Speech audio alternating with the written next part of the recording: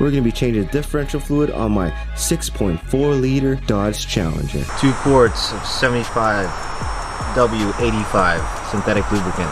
Supposedly it comes with additive. I'm gonna add some just in case. Now, tools of trade for today: 10mm hex, 1/2 inch ratchet, a hand pump, and check this out, it's got wheels, bros. Look at that.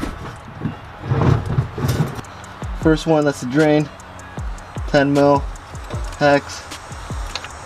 There's the fill. There you go. Boom. She is dirty. A lot of flakes, bro.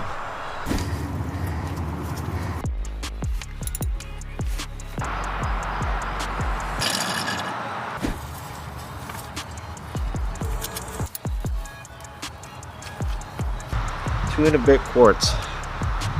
Right?